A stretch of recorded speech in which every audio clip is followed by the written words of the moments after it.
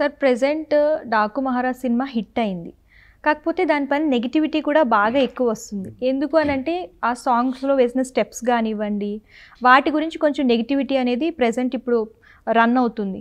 So దానికి గల కారణం ఏంటి? అంటే వైరల్ అవ్వడానికి ఏదైనా చేస్తారా? లేదంటే కొరియోగ్రఫీలో ఏదైనా ఫాల్ట్ ఉందా? లేదు అంటే ఇప్పుడు ప్రెజెంట్ మనం మాట్లాడుకున్నట్టు ఆయన చాలా సక్సెస్‌ఫుల్ హీరో. అది కూడా ఆయన ఒక ఎమ్మెల్యే పదవిలో ఉండి ఇలాంటి సాంగ్స్ చేయడం వల్ల చాలా నెగటివిటీ వస్తుంది ఆయన పైన పాజిటివ్‌తో పాటు. దాని గురించి మీ స్పందన ఏంటి సార్? బాలకృష్ణ గారు ఎమ్మెల్యే కాకముందు ఆయన నటుడు, హీరో. ఆయనకు సినీ గ్లామర్ ఆయన పుట్టుకతోనే వచ్చింది. ఒక మహానటుడు ఎన్టీఆర్కి ఆయన వారసుడు.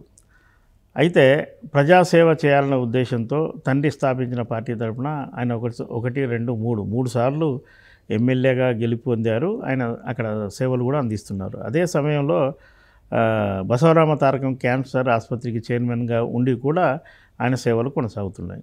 మరోవైపు తన ప్రొఫెషన్ సినిమాలు, అభిమానుల కోసమైనా సినిమాలు చేయాల్సిందే కాబట్టి అభిమానులు ఆశించే క్యారెక్టర్లు చేయాలి, మెప్పించాలి కాబట్టే సినిమాలు అలాంటి సబ్జెక్టులు చేస్తూ వస్తున్నారు. అయితే ఈ బాలకృష్ణ ఇలా చేయడం ఏంటి, అలా చేయడం ఏంటి అంటే, మీరు పాత సినిమాల్లో చూస్తే ఒక కమర్షియల్ హీరో, మాస్ హీరో హీరోయిన్లతో కానీ వ్యాంపు లేదా ఐటమ్ సాంగ్స్లో కానీ కొంత అతిగా చేసినట్టుగా మనకు కనిపిస్తుంది. దాన్ని తప్పు పట్టడానికి వీల్లేదు.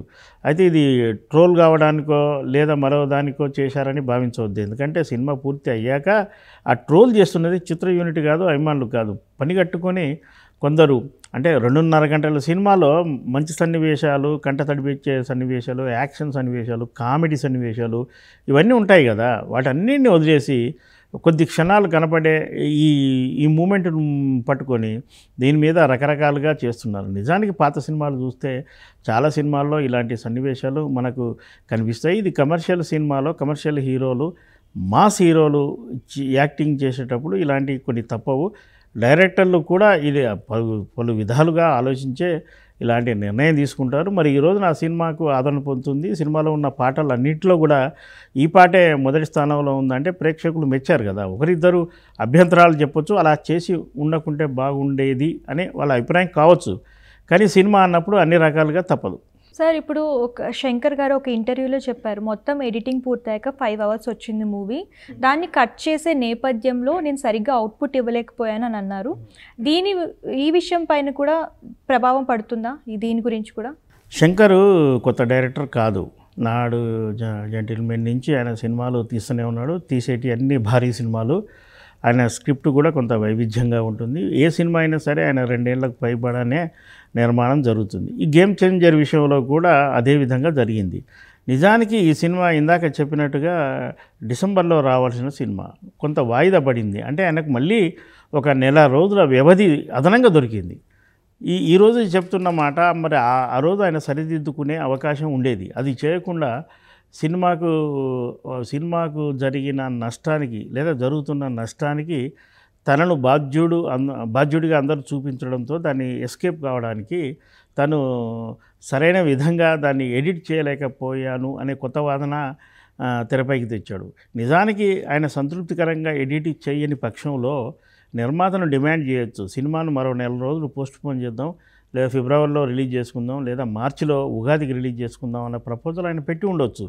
అవేమీ ఆ సమయంలో పెట్టకుండా, అప్పుడేం మాట్లాడకుండా సినిమాకు సంబంధించి ప్రీ రిలీజ్ ఈవెంట్లో కానీ మీడియా ముందు కానీ ఆ సినిమా గురించి పాజిటివ్గానే మాట్లాడి అద్భుతం, అపూర్వం అని చెప్పుకుంటూ వచ్చి తీరా రిలీజ్ అయ్యాక ఆ స్థాయి సక్సెస్ రాకపోవడంతో ఇలాంటి వితండ వాదన చేయడం సరికాదు. ఏదైనా బిఫోర్ రిలీజే ఆయన సరిదిద్దుకోవాల్సింది. సార్ మనకి ప్రస్తుతం కనుక చూసుకున్నట్లయితే మోహన్ బాబు అలాగే మంచు మనోజ్ ఇంట్లో వివాదాలు ఇంకా కొనసాగుతూనే ఉన్నాయి. అసలు స్టార్టింగ్ నుంచి చూసుకున్నట్లయితే అసలు మనోజ్కి ఏం కావాలని సార్ ఈ వివాదాలు స్టార్ట్ అయ్యాయి? అసలు ఆస్తి కోసమా లేదంటే ఏదైనా కోసమా, దేనికోసం అసలు ఈ వివాదాలు స్టార్ట్ అయ్యాయి? అసలు అంటే చాలామంది అంటున్నారు మనోజ్కి మ్యారేజ్ అయిన తర్వాతే ఈ డిస్టర్బెన్సెస్ అనేవి వచ్చాయి ఫ్యామిలీలో అని చెప్పేసి అని అంటున్నారు. దానిపైన మీ స్పందన ఏంటి? అసలు ఎందుకు ఈ వివాదాలు జరుగుతున్నాయి? మోహన్ బాబుకు సినీ రంగంలో ఒక గొప్ప ఇమేజ్ ఉంది. ఆయన డిసిప్లిన్ గురించి చాలామంది చెప్పుకుంటారు. అలాగే ఆయన ప్రొడక్షన్ హౌస్ కూడా ఉంది. ఆయన ఒక హీరోగా ఉంటూ హీరోగా తను నటిస్తూనే 70కి పైగా సినిమాలు తీశారు. అదీ కాకుండా తన సొంత జిల్లాలో ఒక మహా విశ్వవిద్యాలయాన్ని నెలకొల్పాడు. అనేక మంది విద్యార్థులకు ఆడ కులాలకు మతాలకు అతీతంగా ఆయన అడ్మిషన్ ఇస్తూ అది కూడా ఆదర్శంగా ఉన్నారు. కొద్ది రోజులు ఆయన పొలిటీషియన్గా కూడా రాజ్యసభకు వెళ్ళారు, సేవలు అందించారు. మోహన్ బాబు ముందు సహజంగా ఎవరైనా నిలబడి మాట్లాడేందుకే ఇబ్బంది పడతారు. ఎందుకంటే ఆయనది ముక్కుసూటి వ్యవహారం. ఆయన ప్రశ్న కూడా ఆప్యాయంగా పలకరించినా అది ఏదో గర్వంగా అడిగినట్టు, కోపంగా ప్రశ్నించినట్టుగా ఉంటుంది. ఆయనతోని నేను చాలా రోజులు జర్నీ చేశాను కాబట్టి నేను నిశ్చితంగా గమనించాను. అయితే ఆయన జెంటిల్మ్యాన్, ఎవరికి అన్యాయం తనకు తెలిసి ఎవరికి చేయాలనుకోడు. అలాంటి మోహన్ బాబు కుటుంబ విషయంలో కూడా ఒకరికి న్యాయం మరొకరికి అన్యాయం చేస్తాడని నేనైతే అనుకోవడం లేదు. ఎక్కడో కొంత కమ్యూనికేషన్ గ్యాప్ వల్ల ఏర్పడిన వివాదం ఇది. మంచు మనోజ్కు ఏం కావాలి ఏంటి అనేది అదంతా కుటుంబ సభ్యులు కూర్చొని పెద్దల సమక్షంలో మాట్లాడుకోవాలి. ఒక సందర్భంలో మోహన్ బాబు గారు కూడా అన్నారు, మాకు ఎవరు మధ్యవర్తులు అవసరం లేదు, మేమే మా సమస్యను పరిష్కరించుకోగలుగుతామని కూడా ఆయన స్పష్టంగా చెప్పడం జరిగింది. అయితే ఆయన తండ్రిగా ఆయన బాధ్యతను ఎప్పుడూ నెరవేర్చాడు. ఇటు మంచు మనోజ్ను సినిమా హీరోగా ప్రమోట్ చేశాడు, మంచు విష్ణును కూడా హీరోగా ప్రమోట్ చేశాడు. ఇక్కడ ఆయన ఇద్దరిని ఒకరిని ఒక విధంగా మరొకరిని మరొక విధంగా చూసినట్టుగా మనకు కనిపించదు. అయితే వాళ్ళ వ్యక్తిగతంగా వాళ్ళ యాటిట్యూడ్ ఏమన్నా వాళ్ళకి నష్టం తెచ్చి ఉండొచ్చు.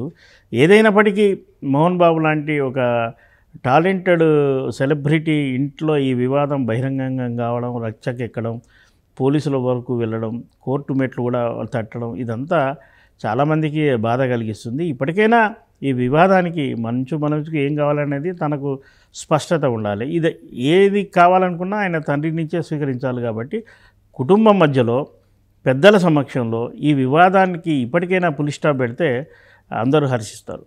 సార్, ప్రస్తుతం బాలకృష్ణ గారు చూసుకున్నట్లయితే అంటే మీరు స్మాల్ స్క్రీన్లో అయినా సరే బిగ్ స్క్రీన్లో అయినా చాలా సక్సెస్ఫుల్ హీరోగా రన్ అవుతున్నారు. ప్రజెంట్ ఇప్పుడు అన్స్టాపబుల్ షో కానివ్వండి, అలాగే మూవీస్ పరంగా కూడా మీరు చూసుకున్నట్లయితే సింహా నుంచి ఇప్పుడు డాకు వరకు అన్నీ కూడా సక్సెస్ అయ్యాయి. దగ్గర దగ్గర ప్రతి సినిమా అంటే 6 సినిమాలు ఆయన చేసిన సింహా నుంచి ఈ గ్యాప్లో మొత్తం 6 సినిమాలు కూడా హిట్ అయ్యాయి. సో ఆయనతో పోలిస్తే ఆయనతో పాటు ఉన్న సీనియర్ హీరోల్లో మీరు చూసుకున్నట్లయితే అంత సక్సెస్ అనేది అంత కనిపించట్లేదు. ఈయన అంత సక్సెస్గా అవ్వడానికి గల కారణం ఏంటి? మీరు అన్నది నిజమే. బాలకృష్ణ ఇప్పుడు సింహ నుంచి మనం లెక్కలు వేసుకుంటే వరుసగా సింహ, లెజెండు, అఖండ, వీరసింహారెడ్డి, భగవంత్ కేసరి, తాజాగా డాకు మహారాజ్, అన్నీ వరుసగా సక్సెస్ఫుల్ అయ్యాయి. బాలకృష్ణ అంటే సింహ కంటే బిఫోర్ కూడా ఆయన ఒక మాస్ హీరో. బాలకృష్ణ సంభాషణలు పలకడంలో దిట్ట.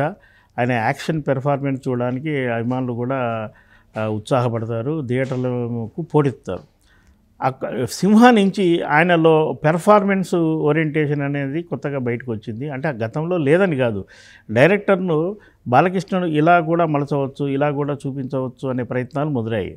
మీరు గమనిస్తే ఇప్పుడు మన సింహ సినిమాలో కావచ్చు, లెజెండ్లో కావచ్చు, అఖండలో కావచ్చు, ఇవన్నీ డ్యూయల్ రోల్లు చేసుకుంటూనే వచ్చాడు ఆయన. ఈ డ్యూయల్ రోల్ కూడా జనాలు యాక్సెప్ట్ చేశారు. అలాగే తనకు వయస్సుకు తగినట్టుగానే ఒక కేవలం గ్లామర్ హీరోయిన్తో వెంటబడి డ్యాన్సులు చేయడం అని కాకుండా ఒక బాధ్యతాయుతమైన క్యారెక్టర్గా భగవంత్ కేసరిలో చేసి మెప్పించాడు. ఈ సినిమాలన్నీ ప్రేక్షక ఆదరణ పొందాయి. తర్వాత టీవీ ఎంట్రీ, టీవీలో బాలకృష్ణ షో ఏంటి, అన్స్టాపబుల్గా యాంకర్గా హోస్ట్గా బాలకృష్ణ ఏ మేరకు మెప్పిస్తాడు, ఆయన సంభాషణలు ఎలా పలుకుతాడు, ఎదుటి తనకంటే వయసులో చిన్న వాళ్ళను, కెరీర్ పరంగా చిన్నవాళ్ళను ఎలా ఇంటర్వ్యూలు చేస్తాడు అనేది చాలామందికి ఆసక్తి ఉండేది.